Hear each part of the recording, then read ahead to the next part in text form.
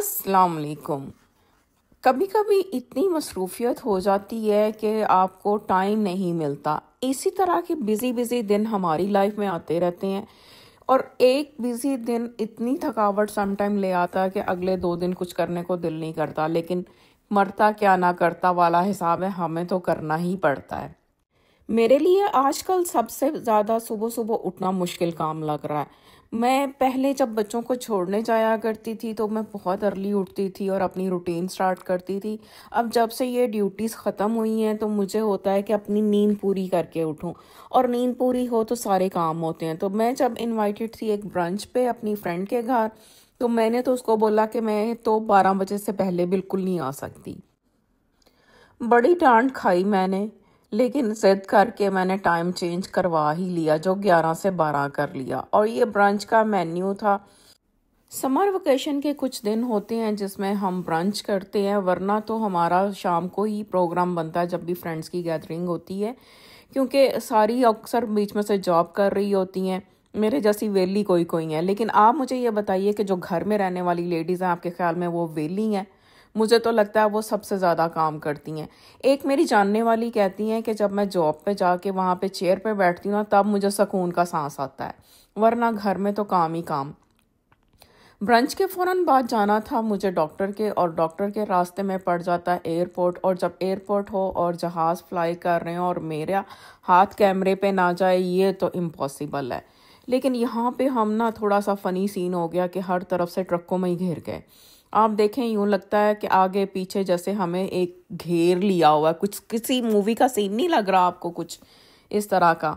Sometime जो timing होती है ना, बिजी आवर्स होते हैं उसमें, ये जो कमर्शियल ट्रक होते हैं, मुझे तो ट्रकों के दरमियान में गाड़ी चलाने से बड़ा ही डर लगता है। ये कैप्चर करते करते थोड़ा सा मुझसे धुंधला हो गया, लेकिन बहुत ही खूबसूरत था। और सडन ऊपर से भी प्लेन गुजरते थे जो हमें पता ही नहीं चलता था।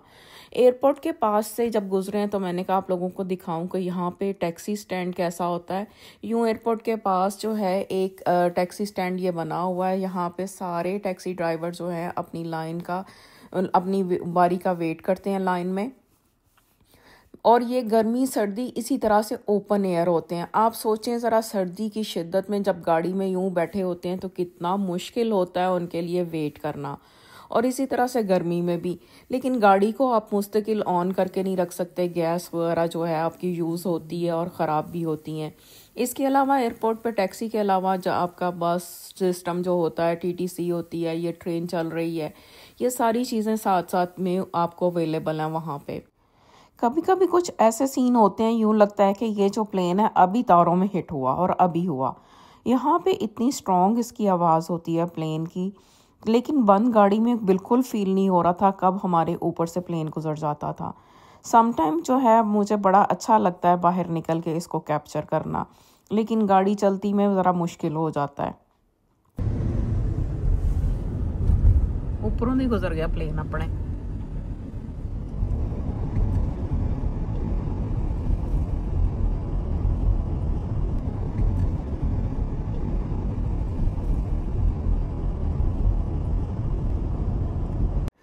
आप लोगों ने देखा मेरी ओरिजिनल वॉइस भी, कि मुझे पता ही नहीं कब प्लेन ऊपर से गुजर गया। इतनी आवाज़ कम फील हो रही थी क्योंकि गाड़ी में एसी ऑन था और बाहर शीशे बंद थे, इसकी वजह से कुछ भी पता नहीं चलता था। और डॉक्टर के जाने के बाद पहले तो आपको मैंने दिखाया कि सुबह मैं एक ब्रांच पे गई हूँ, सुबह सुबह अर्ली मॉर्निंग। उसके बाद डॉक्टर के गई हूँ और ये वापसी का सफ़र है। और डॉक्टर के बाद मैं सीधी गई हूँ बेटी के साथ शॉपिंग पे, क्योंकि बेटी को कुछ चाहिए थे शैम्पूज वगैरह। तो मैंने कहा चले मैं भी अंदर जाके देखती हूँ। तो शॉपर डॉट मार्ट पे हम गए थे और यहाँ पे मुझे ये लिपस्टिक सेल पे मिली, तो मैंने तो फटाफट से उठा ली। लेकिन क्योंकि लिपस्टिक इतनी महंगी हो चुकी हैं, इतनी महंगी हो चुकी हैं कि किसी चीज़ को, महंगाई का तो बस यहाँ पे भी तूफान है, किसी चीज़ को हाथ नहीं लगता। तो एक एक लिपस्टिक जो है आपको $20 से ले के $100 तक की भी प्राइस की मिलती है, डिपेंडिंग ऑन द ब्रांड। और हम देसियों के कलर्स तो होते हैं वो मखसूस लिपस्टिक्स में होते हैं। फिर मुझे यहाँ पे ऐसे कलर्स मिले, मैंने फटाफट उठा लिए। और ये देखें, ये छोटा सा बैग जो है ना, इसकी जो है आप अगर प्राइस देखें तो ये 150 का मुझे कॉस्ट किया था, जिसमें जस्ट 2-3, जैसे एक शैम्पू थे 2 और एक लोशन था और 2-3 लिपस्टिक्स थी। इस तरह की ये छोटी छोटी चीज़ों से ही 150 का मेरा बिल बन गया। और मुझे यूँ लगता है जैसे महंगाई का तूफान आ चुका है यहाँ पे। कभी 150 में बहुत सारी चीज़ें आ जाती थी, अब 150 में सिर्फ एक बैग आता है ग्रॉसरीज का भी। और मेकअप तो आपको पता ही है, होता ही एक्सपेंसिव है। लेकिन ये है कि एक चीज़ आप जब बाई करते हैं काफ़ी लंबा आपका टाइम चला जाता है, वो जो है चीज़ें। मैं तो इतना मेकअप करती भी नहीं हूँ, इसलिए मेरी लिपस्टिक्स वगैरह तो इतनी जल्दी ख़त्म नहीं होती। हाँ, हमें शेड रखने पड़ते हैं अपने सूटों के साथ मैच। मेरी बेटी अक्सर कहती है कि मामा आप ये कौन से कलर्स लेती हैं, ये वाले कलर्स जो है आपके जो है ना बड़े डिफरेंट से होते हैं। तो मैं उसको बोलती हूँ कि देखो बच्चे, हमें तो सूट के साथ मैचिंग कलर चाहिए होता है, इसलिए हमें तो ये लगाने पड़ते हैं। तो मेरी ये एक छोटी सी शॉपिंग थी जिसमें मैंने तो एक मस्कारा लिया था और 3 लिपस्टिक ली थी।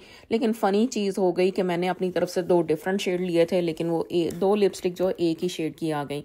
बट मैंने उसको वापस करने की कोशिश नहीं की, क्योंकि मुझे पता है कि ये ऐसा कलर है कॉमन सा जो हम आम तौर पे यूज़ ही कर सकते हैं। इसके कोई मसला नहीं है कि ये यूज़ हो ही जाएगी। ये देखें, ये मेरे पास एक ही शेड में 2 लिपस्टिक आ गई, लेकिन शेड बहुत खूबसूरत है, इसलिए मैंने इसको वापस नहीं किया और रख लिया।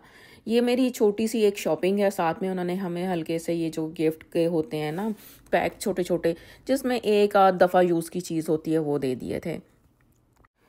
अब आप लोग मुझे बताइए कि आपको मेरे ये लिपस्टिक के शेड कैसे लगे हैं। मस्कारा तो मैं ब्लैक कलर का ही बाय करती हूँ, मेरा इतना मेकअप का कोई ख़र्चा नहीं होता, मैं बहुत कम मेकअप बाय करती हूँ। आप लोग क्या क्या बाय करते हैं, आप भी मेरे साथ ज़रूर शेयर कीजिए।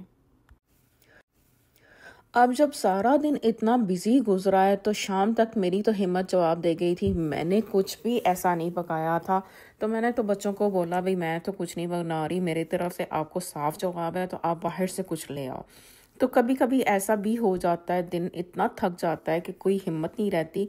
फिर मैंने बच्चों को भेजा और वो बाहर से पिज़्ज़ा लेके आए, क्योंकि पिज़्ज़ा जो बाहर का बहुत सस्ता होता है, घर का बहुत महंगा पड़ता है। बाहर से तो हमें जो है $10-12 में भी एक पिज़्ज़ा मिल जाता है, लेकिन जब घर में बनाते हैं उसकी कॉस्ट बहुत ज़्यादा होती है और मुश्किल भी बहुत होता है, बेलने में गंद इतना पड़ता है जिसकी कोई हद नहीं। तो सबसे चीपेस्ट ऑप्शन यहाँ पे होती है पिज़्ज़ा, अगर आपने बजट कंट्रोल करना हो। तो आज मैंने वही मंगवाया।